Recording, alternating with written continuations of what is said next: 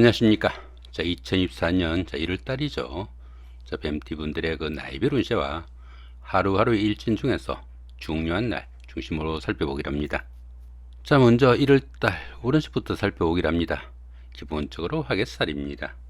이 화개살 같은 경우는 머리도 영리하고 또 예술적인 면모와 또 풍류가적 기질을 가진다, 이렇게 볼 수 있습니다. 생각이 많고 또 아이디어가 깊어가지고 한의학이나 침술, 역학, 종교 같은 다소 좀 특수한 학문에 심취하거나 좀 몰두하기 쉽다, 이렇게 볼 수도 있습니다. 교육이나 문화 같은 다소 좀 지적이고 정적인 분야에 관심도 많고 능률도 오르는 그런 기운일 수도 있겠고, 또 복구나 보존을 나타내는 그런 기운이라 가지고 옛날에 다니던 직장에 복직을 하거나 전에 하던 일을 다시 시작할 수도 있는 그런 운도 포함이 되겠다, 이렇게 볼 수도 있습니다. 이번에는 1월달 한 달 동안의 뱀띠분들의 그 나이별 운세 살펴보기랍니다. 12세, 72세 되시는 분들 계산년에 태어나셨고 흑식뱀에 해당하십니다. 12운성은 관대지에 속하네요. 이 관대지 같은 경우에는 초등학교에 가는 그 정도의 기운이다, 이렇게 볼 수 있습니다. 노린미가 조금 부족한 면은 있지만은 사업이나 추진하던 일에서는 상당히 열정적이고 또 부지런해 가지고 좋은 기회를 잡을 수 있는 그런 운이다, 이렇게 볼 수 있습니다.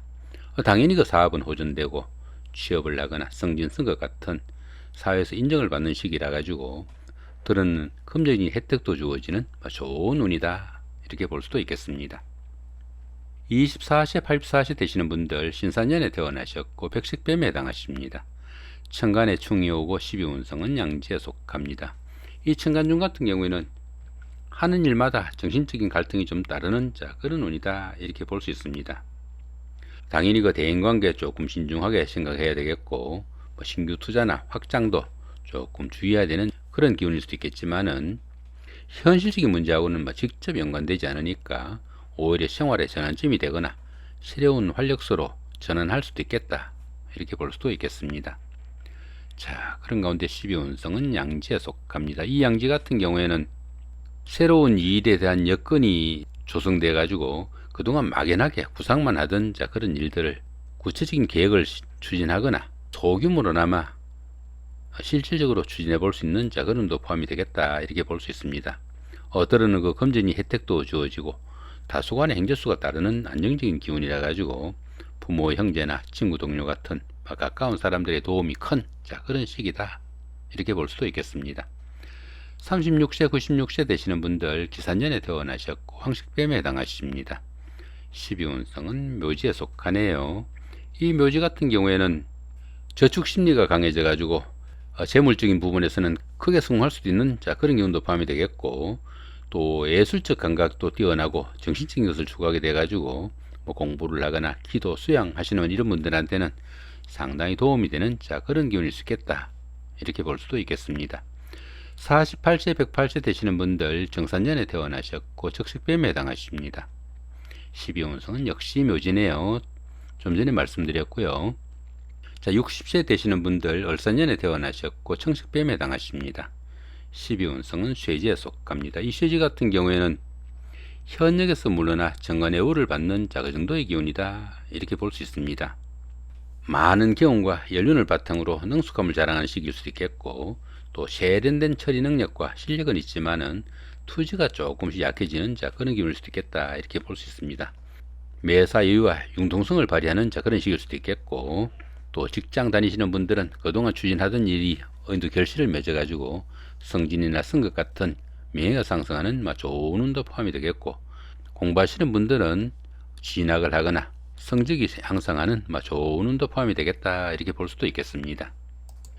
이번에는 1월달 한 달 동안의 뱀띠분들의 그 하루하루의 일진 중에서 좀 중요한 날 중심으로 살펴보기랍니다.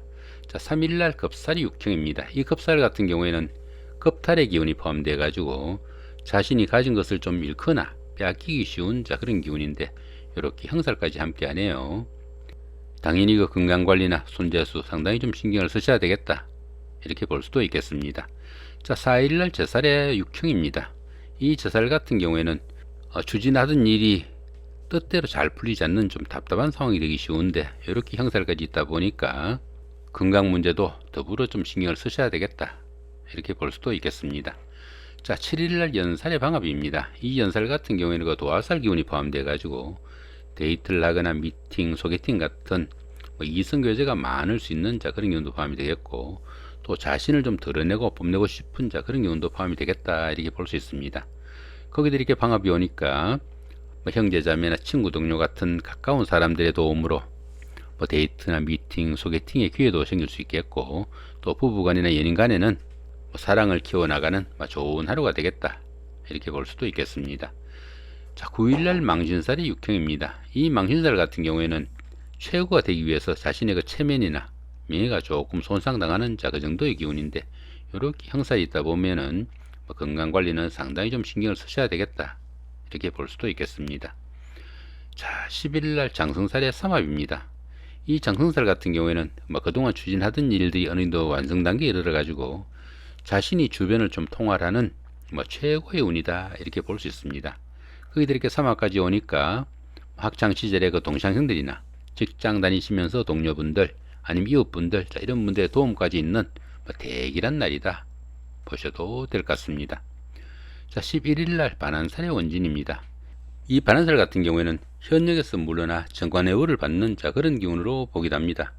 성적 향상이나 진하게 성공할 수 있는 계기도 될 수 있겠고, 또 사업하시는 분들은 사업 확장으로 인한 수입이 증가되는 좋은 기운도 포함이 되겠는데, 이렇게 원진살이 있다 보니까 주변 사람들과의 갈등이나 원망 듣지 않도록 좀 신경을 쓰셔야 되겠고, 특히 원진살 원에서는 부부간의 갈등도 좀 신경을 쓰셔야 되겠다, 이렇게 볼 수도 있겠습니다. 자, 12일날 역마살의 충입니다. 이 역마살 같은 경우에는 본인의 의사가 아니라 회사의 발령이나 상사의 지시, 아니면 환경적인 변화에 의해 가지고 본인이 움직이고 싶지 않아도 움직여야 되는 그런 기운일 수 있겠다, 이렇게 볼 수 있습니다. 그런 가운데 이렇게 충이 있으니까 각종 사고수 상당히 좀 주의하셔야 되겠고, 더불어 건강관리도 좀 신경을 쓰셔야 되겠다, 이렇게 볼 수도 있겠습니다. 자, 이번에는 그 나이별 운세 잠깐 살펴보기로 합니다. 자, 12세, 72세 되시는 분들이죠. 계산년에 태어나신 분들이고요. 천간으로 이렇게 묻어 오면은 천간합이 되겠고, 그 다음에 지지로 이렇게 사화나 묘목이 오면은 천을귀인이라 가지고 현재 운보다 조금 더 나은 운으로 바뀐다, 이렇게 보시면 되겠고요. 천간으로 이렇게 정화가 오면은 천간충이라 가지고 현재 운보다 조금 더 안 좋은 쪽으로 바뀔 수 있겠다, 이렇게 볼 수 있습니다. 이런 게 천간충이고, 요게 귀인이죠. 요 같은 경우는 어떻습니까?